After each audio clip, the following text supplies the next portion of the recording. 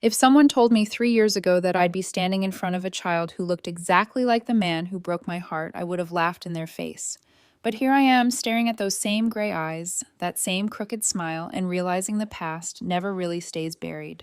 My name is Carol Nelson. I'm 28 years old, and 2 years ago, my life burned down to ashes before I even realized the fire had started.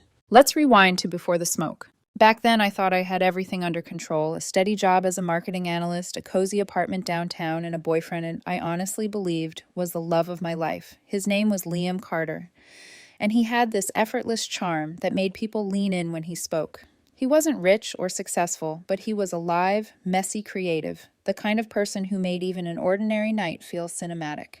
We met at a cafe where he worked part-time as a barista while chasing his dream of becoming a musician. I used to stop by after work for my usual black coffee, pretending I was just tired. But the truth was, I liked the way he'd wink and say, "Rough day again." Miss Corporate before slipping me an extra sugar packet. He was playful, attentive, a little arrogant, and I ate it up. After a few weeks of flirtation, I finally asked him out. He laughed, said he'd been waiting for me to do that. Within a month, we were inseparable. We'd binge watch bad indie films on my couch, go thrift shopping for no reason, and talk about everything, our fears, our childhoods, the kind of people we wanted to be. For the first time in years, I felt seen. And when he moved in, it felt right. He brought his guitars and vinyls. I brought my color-coded calendar and scented candles.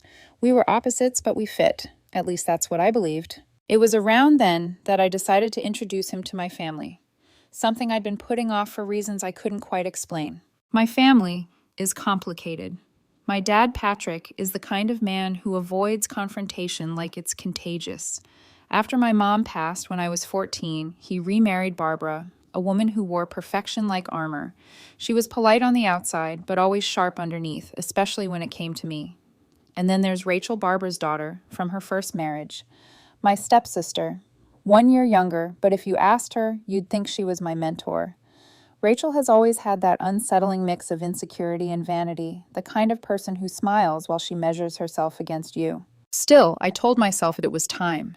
Liam wanted to meet them, and part of me wanted to show Barbara that I wasn't the lost, rebellious teenager she remembered. So one weekend, we drove down to my dad's house for dinner. When we arrived, Barbara was unusually welcoming, hugging me like we'd always been close. Carol. "Oh, sweetheart, look at you," she said, turning to Liam with that sugary smile. "So this is the famous boyfriend we've heard so much about." Liam laughed, polite but slightly awkward. Rachel emerged from the kitchen, all charm and perfume, in a silk dress that felt too deliberate for a family dinner. "Wow, you didn't tell me your boyfriend was cute," she said with a laugh that made Barbara giggle. I remember brushing it off as a joke, but something about the way she held his gaze a second too long made me uncomfortable. During dinner, everything felt off. Barbara complimented Liam's artistic soul as if she'd read it off a horoscope. My dad kept nodding along, grateful for the peace. And Rachel, she couldn't stop engaging him. Every time he spoke, she leaned forward, eyes bright. At one point, she reached out to fix his collar casually, as if she'd known him for years. I caught the gesture, and for a moment our eyes met. She didn't look away. I laughed it off. "Don't be jealous, Carol," I told myself. "She's just being friendly." But later that night, after we got home, Liam seemed distant. He said he was tired, but I could tell something in him had shifted. When I teased him about how Barbara must have scared him with her constant questions, he just smiled. "Your family's intense," he said. "Rachel's funny, though." I froze for half a second. "Funny?" He nodded, oblivious. "Yeah, she's got this weird energy like she's always on stage. Reminds me of my old bandmates." I laughed too, pretending it didn't sting. But in my chest, something quiet and uneasy began to stir. That night I lay in bed watching the ceiling shadows shift and wondered why I suddenly felt like a guest in my own life. Liam was asleep beside me, peaceful, unaware. I told myself I was overthinking that I'd been single too long before him and just didn't know how to relax.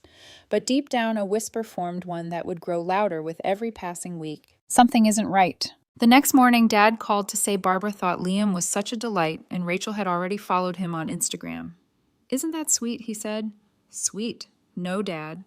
It wasn't sweet. It was the first red flag, but like every fool in love, I painted it white. If only I'd listened to my gut that day." Maybe I could have stopped what came next, the betrayal that would break not just my heart, but the family I thought I had left. But back then, I still believed love could fix anything.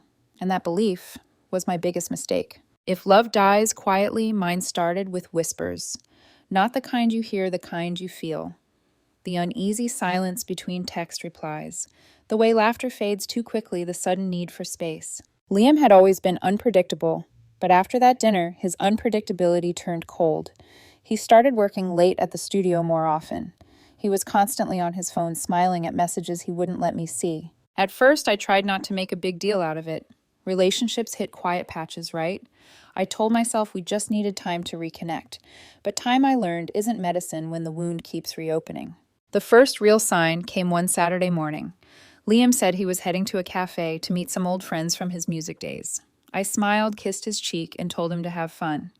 An hour later, scrolling through my feed, I froze. Rachel had just posted an Instagram story, a boomerang of 2 coffee mugs clinking. One hand was unmistakably Liam's. The silver ring I bought him for his birthday glinted under the sunlight. Her caption read, "Morning catch-ups are the best kind of therapy." My stomach dropped. I waited until he got home. "How were your friends?" I asked casually. Heart pounding. He didn't blink. "Good. Just caught up with Sam and the guys." I smiled a tight, polite smile. "Anyone else?" He hesitated just long enough for the lie to sour. "No, just them." "Why?" I shook my head. "No reason." That night, when he fell asleep, I scrolled back to Rachel's story. It was gone, deleted. Over the next few weeks, the coincidences piled up. Rachel suddenly became Liam's biggest fan. She started showing up to his gigs, bringing homemade snacks for the band. Barbara, of course, adored it. "Isn't it sweet how supportive Rachel is?" she said over dinner one night. Sweet. That word again. I wanted to scream. I caught Rachel texting him once during a family barbecue. I asked who she was talking to. She smiled, all fake innocence. "Oh, just Liam. He forgot the lyrics to one of his new songs, and I had the notes on my phone from last night." "Last night?" "What do you mean last night?" I asked, trying to keep my voice steady. "Oh." She laughed lightly. "He came by to show me a few new chords. You weren't home, remember?" No, I didn't remember. Because he'd told me he was at work. That night I told my dad everything. Every gut feeling, every red flag, every flicker of doubt that was driving me insane. He sighed. "Carol, you've always been a little sensitive about Rachel. Maybe you're overthinking this." Overthinking. Another word that hurts more than a slap. Dad. I said quietly. "I saw them together. She's inserting herself into everything we do." He rubbed his temples, clearly exhausted. "You know how your stepmom gets when there's conflict? Let's not start something without proof." I wanted to shout, "Why do I need proof to be believed?" But instead I smiled the same smile I'd used all my life to keep peace in that house. Weeks turned into months. The distance between Liam and me became a canyon. He forgot small things, my birthday dinner, our anniversary, even the song he wrote for me that used to make me cry. Every time I tried to talk, he'd sigh and say, "Carol, can we not do this now?" And every time I'd shrink a little smaller, until one night I found something I couldn't ignore. He was asleep on the couch, his phone unlocked beside him. I know it's wrong. I know, but curiosity mixed with pain is a dangerous drug. I opened his messages. There she was, Rachel. A thread of late-night texts, half deleted, but not enough to hide everything. R. You look so stressed today. I'm here if you need to talk. L. I don't know what I'm doing anymore. R. You're doing your best. She doesn't appreciate you like I do. L. Don't say that. R. Then don't come over tonight if you don't want me to. My hands shook so violently I almost dropped the phone. I put it back exactly as I found it and walked to the bathroom, splashing cold water on my face. My reflection stared back hollow-eyed. They were having an affair. I didn't need more proof, I felt it in my bones. But I also knew something else. If I confronted them without evidence, they'd twist it against me. So I stayed quiet, pretended nothing was wrong. Smiled through dinners, laughed through lies. I started journaling every little detail, every time Rachel showed up, uninvited, every text Liam hid, every excuse Barbara made. It became my secret logbook of betrayal. Then came the final straw. Liam said he had a late-night recording session. I kissed him goodbye, pretending I believed it. but something in me snapped. An hour later, I got in my car and drove no destination in mind, just a sick pull in my chest. My hands moved on instinct, steering toward Rachel's apartment. And there it was, his car, parked outside her building, lights off, curtains drawn. But the glow of the living room window flickered a silhouette of two people sitting close. I didn't go up. I didn't scream. I just sat there frozen, watching my life dissolve behind a thin layer of glass. Then slowly I started the engine and drove away, tears streaming silently, blurring the road. The next morning he came home smelling like a mix of shampoo and guilt. "Rough night," I asked, voice trembling. He froze. "Yeah. Long session." I nodded. "Must have been. You left your guitar here." He didn't even realize what I was saying. He just smiled, kissed my forehead, and said, "You worry too much, Carol." That was the moment I knew this wasn't love anymore. It was wrought quiet, hidden, but spreading fast. Still I stayed, not because I was weak, but because I wanted to see just how far they'd go. And I didn't have to wait long, because soon after I found something in the bathroom drawer that changed everything, the one thing that confirmed what my heart already knew. A pregnancy test, positive, but it wasn't mine. I found it on a Tuesday night. A white stick tucked behind a box of bandages, almost hidden like a secret too ashamed to be seen. At first I thought it was a mistake. Maybe Rachel had stayed over once and left it behind. Maybe one of my friends brought it by accident. But when I picked it up, I saw the faint pink line, two of them staring back at me like an accusation. Positive. My heart didn't just race, it collapsed. For one insane second, I wondered if it could be mine. But no, I'd been careful, and besides, my period had ended 2 days before. This wasn't mine, but it belonged to someone under this roof. And I already knew who. That night I didn't confront Liam. I couldn't. My throat felt locked shut. Instead, I stared at him as he slept, his arm draped lazily across my waist, the same way it had 1,000 times before. But this time, it didn't feel comforting. It felt parasitic. I thought about the laughter, the lies, the way he defended Rachel whenever I questioned their friendship. And suddenly, everything made sense. He shifted in his sleep and murmured, "Rach." My world went silent. The next morning, I left for work early. But instead of going to the office, I drove to my father's house. I didn't have a plan. I just needed someone, anyone, to tell me I was wrong. Barbara opened the door, all smiles and pearl earrings. Carol. What a surprise. "Where's Rachel?" I asked. My voice was steady, too steady. Barbara's smile faltered. "She's resting. She hasn't been feeling well." "Right," I said. "I'm sure she hasn't." Before Barbara could respond, Rachel appeared at the top of the stairs, pale and shaky. When her eyes met mine, she froze. For a second, we just stared at each other. Two sisters, one secret and an ocean of guilt between us. Then she whispered, "Carol, we need to talk." The living room smelled like lemon cleaner and lies. Rachel sat on the couch, her hands trembling around a glass of water. Barbara hovered behind her, protective as always. "Please," Rachel said softly, "let me explain." "Explain what I asked. How you managed to get pregnant by my boyfriend." Barbara gasped, as if I'd slapped her. "Carol," I turned on her. "Don't you dare act shocked. You knew, didn't you?" Rachel started crying, those soft, shaky tears that once made teachers pity her. "I didn't mean for this to happen," she said. "Then what did you mean, Rachel?" "Because pregnancy doesn't just happen by accident." She wiped her eyes. "We didn't plan it, I swear. It started after that night you both came for dinner. I was drunk. He was upset about something you said, and—" "Stop," I interrupted. "Don't you dare turn this on me." She looked down. "I'm sorry, Carol. I didn't think it would go this far." Barbara stepped forward, placing a hand on her daughter's shoulder. "Carol, sweetheart, these things happen. People make mistakes." My laugh came out like a broken sob. "Mistakes. You're calling this a mistake." Barbara's eyes hardened. "You can't control who people fall in love with, dear. Maybe Liam and Rachel were simply meant to be." I stared at her, realizing she'd known. Maybe even encouraged it. The way she used to praise Rachel for every small victory and treat mine like accidents. Now, she finally had the perfect family, her daughter and my boyfriend, while I stood on the outside, the problem the leftover. I turned to my father, who'd been sitting silently in the corner this whole time. "Dad, say something." He rubbed his face tiredly. "Carol, I think maybe it's best if you step back. You don't want to make things harder than they already are." Harder. That word shattered something in me. So that was it. My father, my only real parent, had chosen them too. I stood up, hands shaking. "You know what? You're right. I am making things harder. So let me make it easy." I pulled the ring box from my bag, the one I'd bought for Liam weeks ago. I dropped it onto the coffee table with a dull thud. Tell him he doesn't need to worry about proposing, I said. He already has everything he wants. And before anyone could stop me, I turned and walked out the door. That night, I didn't cry. I packed my clothes, my toothbrush, and the pieces of a life that no longer fit. As I zipped up the last suitcase, Liam came home. Hey, he said, noticing the bags. What's going on? I looked at him, and for the first time I saw him clearly, the smallness behind his charm, the cowardice hiding beneath his soft eyes. You got Rachel pregnant, I said quietly. His face went white. Carol, don't, I snapped. Don't you dare lie. I heard it from her. I saw the test. And before you start with excuses, let me save you the trouble. I don't care. You can have her. You both deserve each other. He took a step toward me, panic flooding his expression. It's not what you think.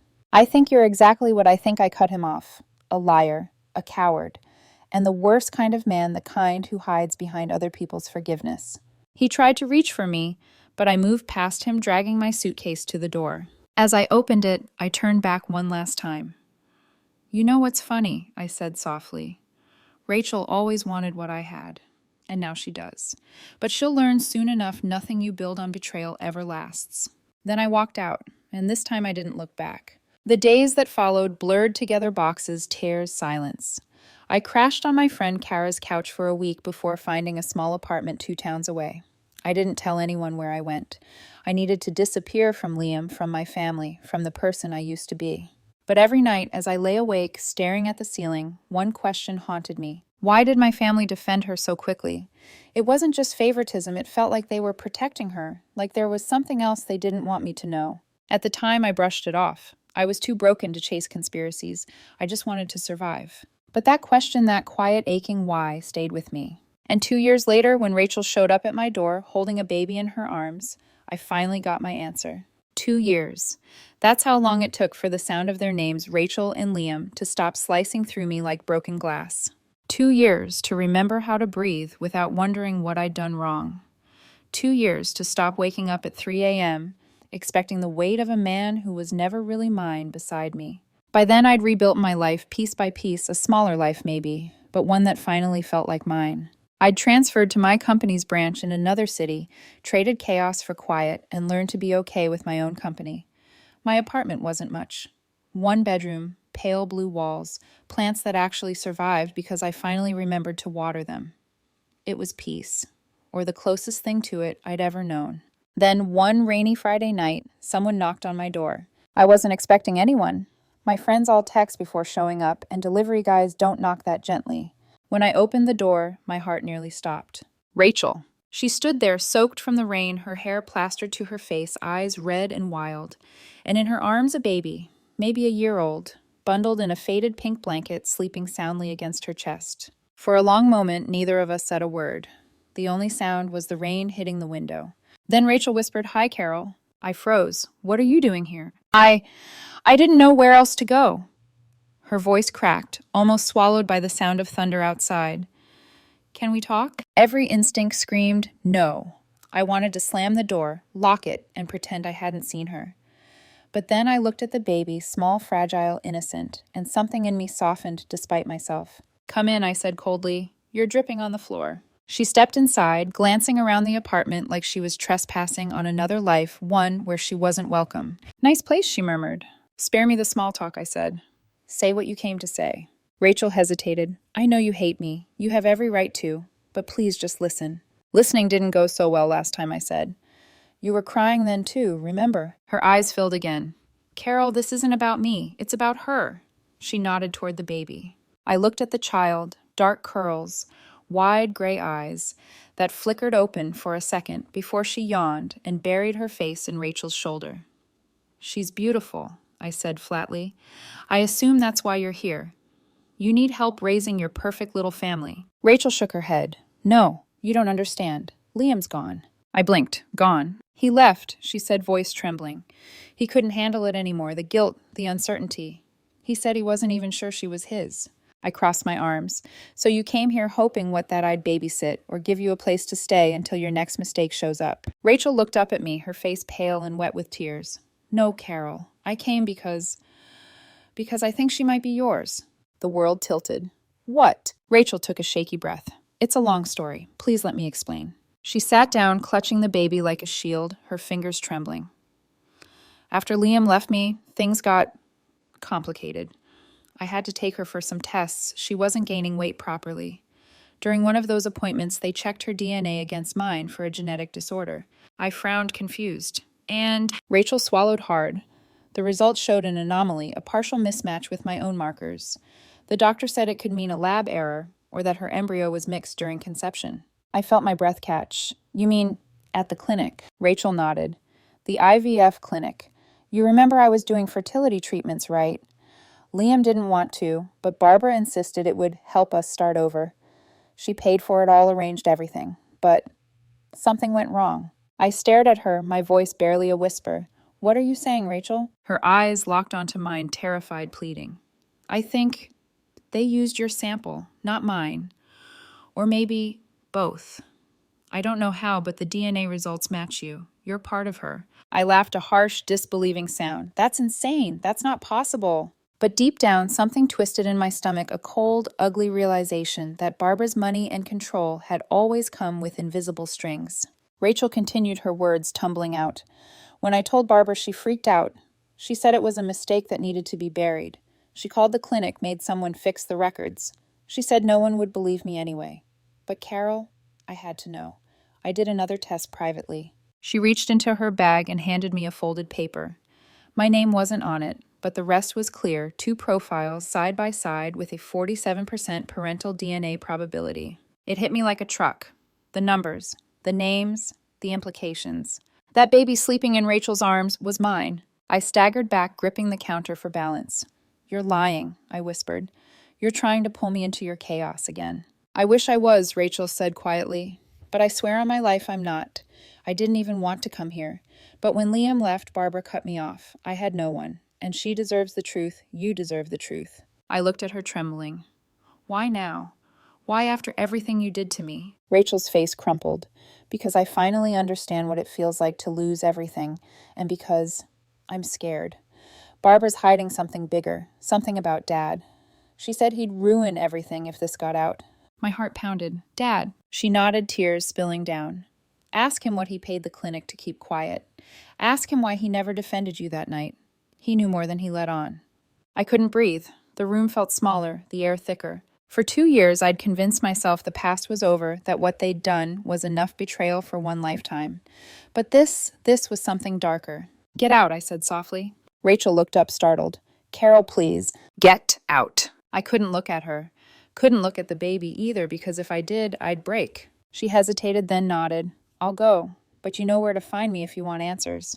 When the door closed, I collapsed against it, shaking. The rain had stopped, but my world hadn't. On my table lay the DNA report, half soaked from Rachel's wet hands. I picked it up, staring at the words through blurry vision.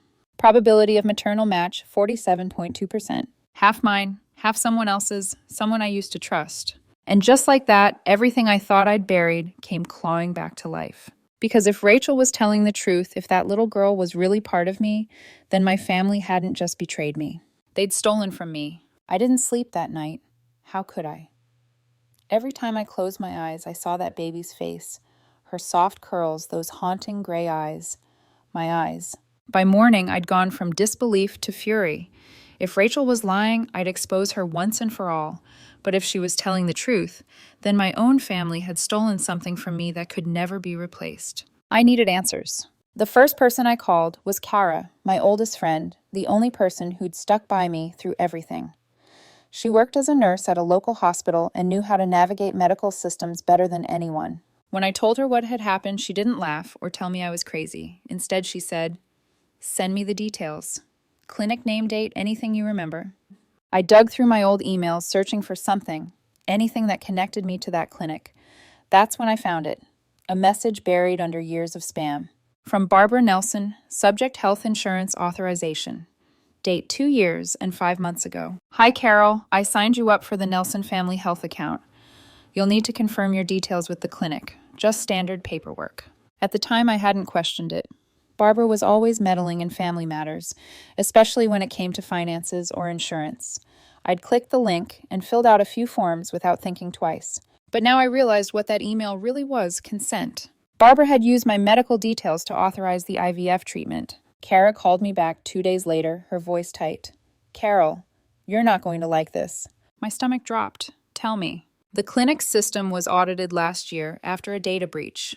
I checked the archived patient logs. Your name is listed. There's a DNA reference code connected to an IVF procedure under Rachel Nelson. I froze. That's not possible. I know, Kara said gently. But someone used your information. It's all there. Your consent signature, a scanned ID, and a payment note from your father's account. My father. For a second, I thought the world had stopped spinning. He paid for it. Yes, and the file was locked shortly after. Someone high up must have intervened. My knees gave out. I sat on the floor, clutching the phone like it could anchor me to reality. Can you send me everything I asked? I already did, Kara said. But Carol, be careful. This kind of thing doesn't happen by accident. That night, I drove back to my father's house, the same house I'd stormed out of 2 years ago. The drive felt endless. By the time I pulled up, the sky had turned a bruised shade of gray. Barbara answered the door, her surprise expertly masked by that fake smile she always wore. Carol, what an unexpected visit. Where's Dad? In his study. Why? Because I'm done playing games. I brushed past her before she could stop me. Dad was sitting behind his desk reading glasses perched on his nose, a manila folder open in front of him. He looked up when I entered, startled. Carol, is everything all right? No, I said, slamming the folder Kara sent me onto the desk. You tell me. He frowned, glancing down. The color drained from his face as he saw the clinic's letterhead.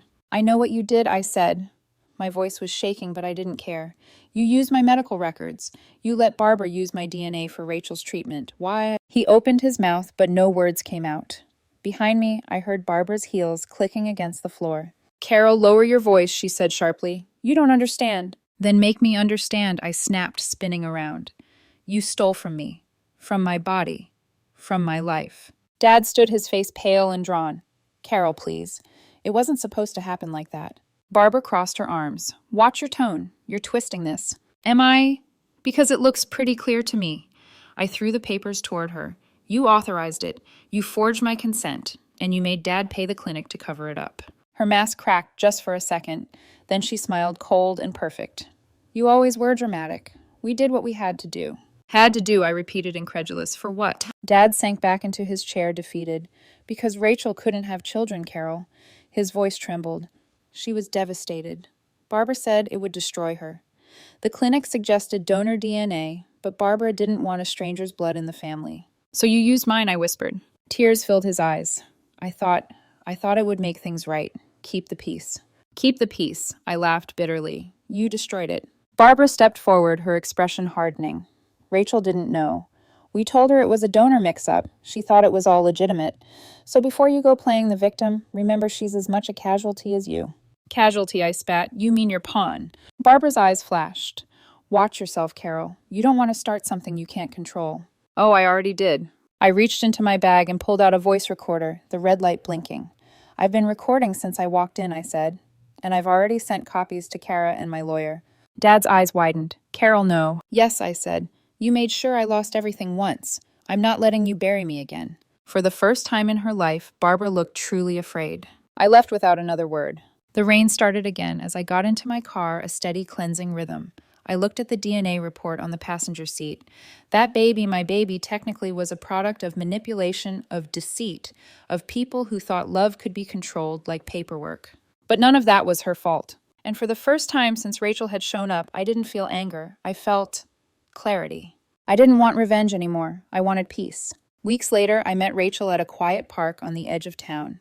She looked exhausted, but lighter somehow, like the storm inside her had finally passed. The baby Lila, she told me her name, was toddled beside her, giggling at a stray pigeon. When she saw me, Rachel froze. Carol, you came. I nodded. She deserves to know where she came from. The truth, not the lies they fed us. Rachel's eyes filled. Thank you. I crouched beside Lila, who looked up at me with those gray eyes, curious, gentle, unknowing. Hey there, I whispered. You don't know it yet, but you've got a very complicated family. She laughed, a tiny musical sound that broke something open in me. Rachel sat on the bench watching us. Do you hate me? She asked quietly. I looked at her, really looked. The girl who stole my boyfriend. The sister who'd lived in Barbara's shadow. The woman who somehow had carried a child that was half mine. I did, I admitted. For a long time. But hate's heavy, Rachel. I'm tired of carrying it. She nodded, tears streaming silently down her face. As I stood to leave, I looked back one last time. Lila waved small hand, wide grin, and I felt something inside me shift.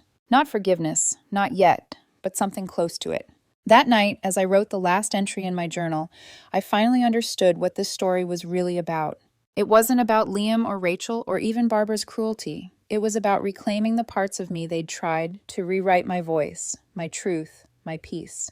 Some people call what happened a tragedy. I call it revelation. Because when the truth finally came out, it didn't destroy me. It set me free.